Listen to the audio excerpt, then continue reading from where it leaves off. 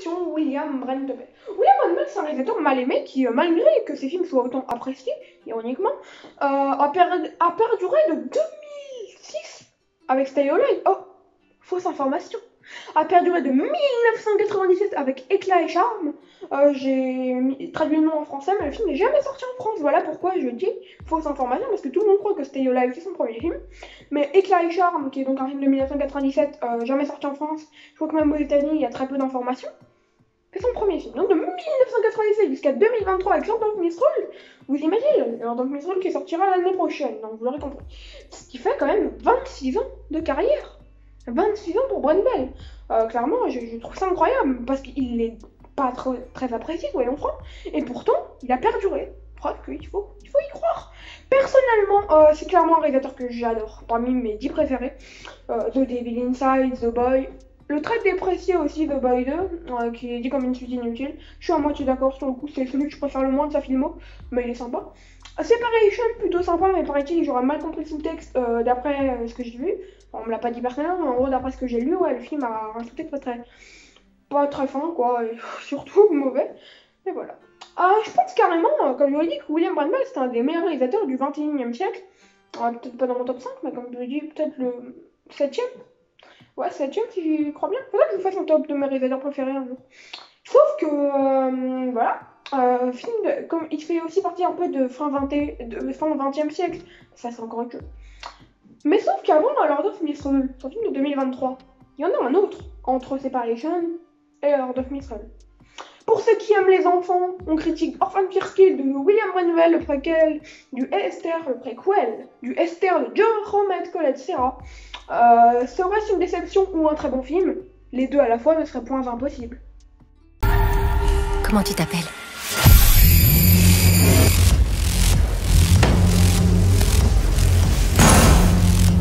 Flippant et glauque, un lexique. Orphan Fierce Kill n'est pas un thriller teinté d'horreur comme pouvait l'être Esther premier du nom, mais plus un film d'horreur teinté de thriller, comme peut l'être Esther deuxième du nom. C'est un préquel, mais bref. Le film nous offre du gore assassin qui ne donnera aucun répit au spectateur.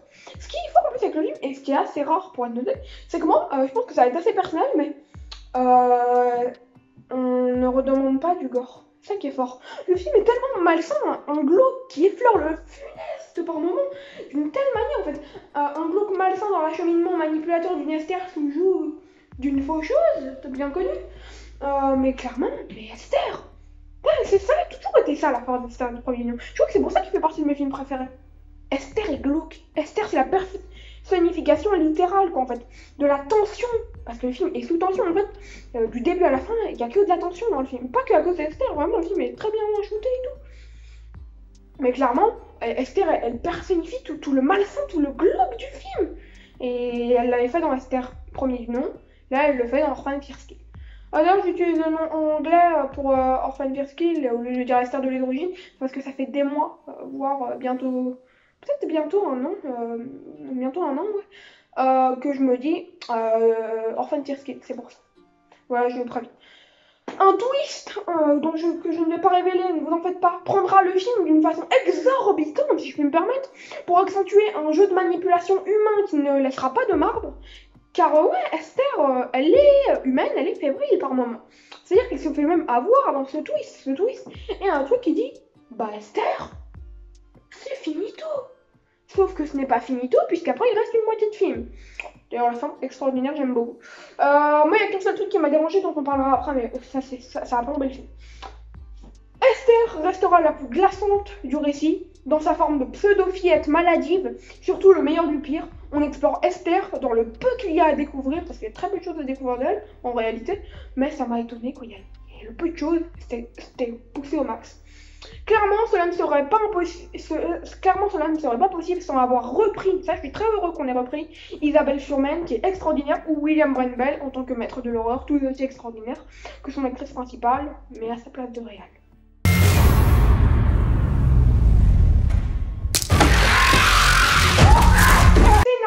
Et cinématographie solide. Le scénario est plutôt bon par ses dialogues parfois intelligents, tels que lorsque Gunnar dit à Esther qu'il est plus puissant qu'elle, qu'en gros lui, s'il veut, bah Esther est finito. Et c'est vrai que c'est plutôt fort en fait.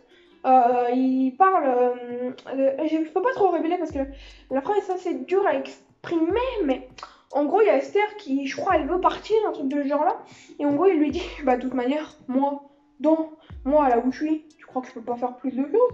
En gros c'est comme le truc, c'est comme la fameuse phrase, j'ai des contacts. Bah là c'est pas ça du tout, mais c'est à peu près ça quoi, d'une certaine manière. Les acteurs plus secondaires que Furman par exemple sont très propres. Bah, justement l'acteur de Gunnar, Matthew Finlan, sans doubler Julia Stiles, en passant par Rossi Sutherland, que j'ai trouvé très bon. Avec des effets spéciaux efficaces et en plus sans foutu CGI, le film est clairement intéressant. On notera une photographie du Canadien Karim Hussin qui a étonnamment shooté Firestarter. Et moins étonnamment, We Are Still Here. Excellente, sa photographie est proprette. Et je ne dis pas ça négativement parce que souvent quand on dit proprette, c'est négativement. Mais non, j'ai trouvé ça propre, mais vraiment très bien, très bon. Je sais pas comment expliquer, presque parfait en fait. Mais pas dans le mauvais sens, pas dans le sens de perfection à la Ego, vous savez, le film. En gros, c'était cette teinte vraiment faussement parfaite. Non, là, vraiment, là tu ressens qu'il a mis du travail dans sa caméra. C'est pas comme un Bergone avec Ego qui voulait faire une photographie un peu faussement parfaite pour aller dans le ton de son film.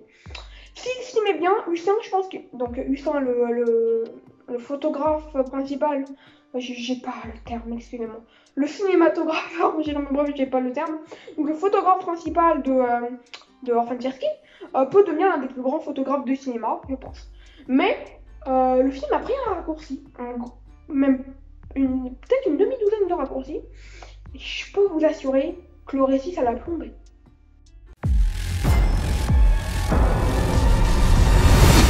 David facilite, on a 2 jours là. Ce que je viens de vous faire, c'est le titre du comment on appelle ça, du paragraphe que j'ai écrit là. Donc ça s'appelle David facilite, on a 2 jours là. Vous allez comprendre. David Kogeschal est le scénariste de Orphan Cherski. Et le problème étant que le scénario a beaucoup trop de facilité. C'est-à-dire que j'ai l'impression qu'on lui a dit, ben justement David facilite, en fait on a que 2 jours là, donc tu te dépêches David, bah bien sûr. J'ai l'impression vraiment qu'on lui a dit ça quoi. Parce que David Kogeschal, d'ailleurs j'ai vu qu'il avait réalisé quelques nanars, enfin qu'il avait scénarisé quelques nanars. Je vais vous mettre les images de un ou deux nanars en question.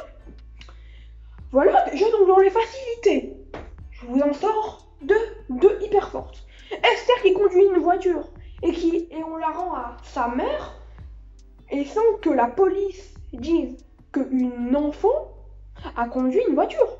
Voilà, elle conduisait, on l'arrête, on dit bah tiens va voir ta mère. Mais ça va pas. Vous allez bien, vous remarquez pas qu'elle était au volant 2 secondes plus tôt? Non sérieux, c'est une vraie question. Ah là là. Ou jusqu'au surveillant qui va voir Esther alors qu'elle est dangereuse. Allez-vous bien? Monsieur David, vas-tu bien que t'as ton dit pour que tu écrives le scénario en 2 jours ou 2 heures? Je ne sais même pas. C'est tout. Sinon, en plus, les personnages sont souvent idiots en fait dans leur facilité. Si ce n'est le personnage d'Esther, comme on a fait carrément une rubrique dessus, enfin une rubrique, un paragraphe dessus, et les Albright qui sont un peu indéniables. J'avais bien aimé le père, quoi, un peu perdu. Sinon, le film était presque parfait, quoi. Pas beaucoup d'arguments, si ce n'est que ma déception est grande. Pas beaucoup d'arguments, si ce n'est qu'on va conclure ensemble.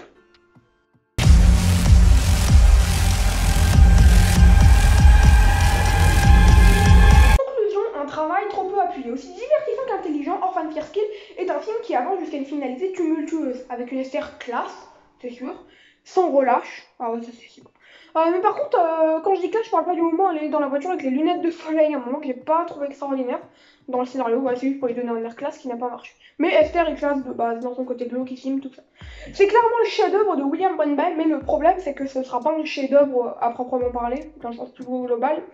À cause de la grosse erreur scénaristique. Preuve qu'une seule erreur peut totalement plomber un film. Là, le film, il aurait pu recevoir 17 sur 20 de ma part sans cette erreur. Et on va voir la note. Le différent, ça reste quand même assez énorme. Voilà.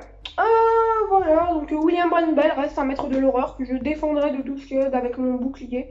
Mais il est défectueux comme tout réalisateur, voilà, c'est normal. Je trouve que ce qui est dommage avec William Brandby, c'est que tous ces films, je les ai notés maximum 3.5 sur 5. 3 pour The Boy 2. Mais vous voyez quand même, le réalisateur il a jamais dépassé il a jamais eu le 4 quoi, alors qu'il a sorti pas mal de films. Je pense que il faudrait qu'il fasse mieux. Je pense que là, William Brindle, il est proche. Il est très proche. Lord of Misrule sera peut-être une nouvelle ère. Qui sait. Voilà, enfin, Kirky est à voir, un petit bijou annuel qui restera tout de même l'une de mes déceptions de l'année, mais je peux que le conseiller. Allez soutenir ce film en salle, clairement. Là, je vous conseille là, de prendre vos billets, même si vous avez peut-être déprécié un peu, je pense qu'il faut trouver le bon en film. Moi, je crois même que je vais le revoir parce que j'ai gagné des places sur un concours Twitter de la part de Cinévert. Donc moi, je suis assez contente, donc je vais le revoir, je pense. Hein. Donc voilà. Peut-être que je donnerai un second avis. Dites-moi si ça vous intéresse sur Instagram ou Twitter, là dans la description, ou dans les commentaires de la vidéo s'ils sont activés. Ma note sur 20 sera de 14,5 sur 20, et vous l'aurez compris, Orphan Fairy Tale, c'est un petit film incroyable. Je pense qu'on peut le dire. Malgré qu'il soit plombé par un défaut qui lui aura quand même plombé 2,5 points. Voilà. Donc en gros, là, il aurait pu avoir un body set s'il n'aurait pas eu tout ça. Les films que je prochainement, la semaine prochaine, ce sera Asbestas le 25. C'est ma dernière séance, sinon je le vois pas. Si je vois pas Asbestas le 25. Je vais revoir Vampire Kill possiblement, sinon ce sera Inexorable et un film qui s'appelle Le bal de l'enfer. Ciao, c'est Martin Omega, prenez soin de vous, moi je pense à vous, on se retrouve dans une vidéo prochainement. C'est Martin Omega, ciao.